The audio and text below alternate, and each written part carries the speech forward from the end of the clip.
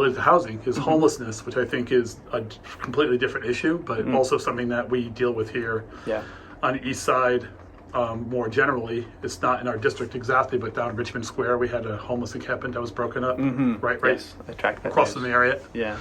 And then we had another one in the South Providence, and there are other, we have a policy basically of like, if you're homeless and camping out, we kind of move you on. Right? And the police show up and they kick you out. Yeah.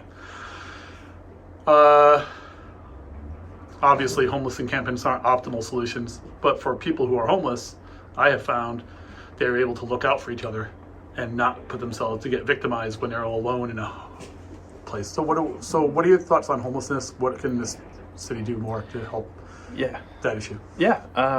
Great question. I feel like we have lost our humanity when it comes to dealing with the homeless of Providence. As soon as we get a big pot of money in ARPA, for example,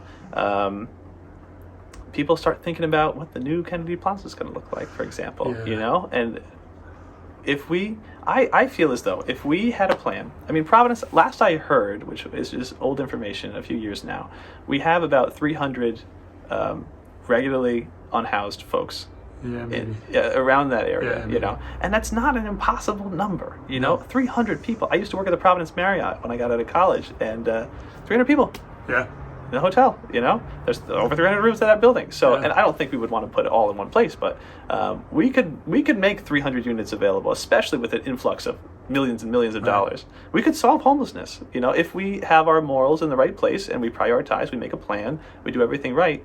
It doesn't have to be this way. I feel like many people have this attitude toward, it's always been this way and there's nothing we can do to change it. But if we just get serious about it, especially with a massive influx of resources like we're seeing, it could be solved. Yeah. I know that many who are homeless, especially the habitually homeless, need wraparound services. Yes. Right? I've been in this, I knew a guy, he was very, very sweet, homeless, but he was picked up by the police at some point. All his stuff ended up being in the police department in Warwick. He was got out of a courthouse on a Monday morning in Providence and had been off his meds for 3 days. Didn't have access to his meds, couldn't get to work to get them, and was starting to act out in his and be a little more aggressive and violent. And when I talked to doctors I knew, I said, hey, this guy needs like one pill to get him right so he can get his stuff, so he can get his life back on track. Everybody told me, we can't give him that one pill.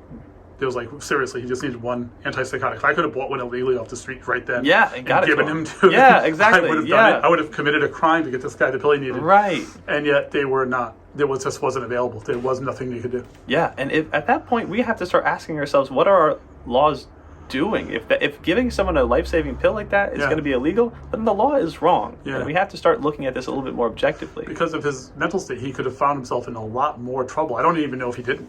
I was unsuccessful in helping him, and I lost track of him over the course of that day. And eventually I was like, I talked to some of the most powerful and biggest names in the state doctor-wise. I don't want to embarrass anybody, but they could not help me. Yeah. It was really too bad. Yeah, that is absolutely awful. Yeah. And there's even financial models to support ending homelessness too, like with the social impact bonds. Yeah, right. Super cool idea. It's because it's really expensive to be homeless, not necessarily for the unhoused person, but the whole system that supports, right? So all the medical charges and things like that. So social impact bonds would suggest that any money that is saved that a unhoused person who has found housing is no longer spending on, we are collectively spending on this person to keep them up, could go back to that person. Yeah, right. Yeah.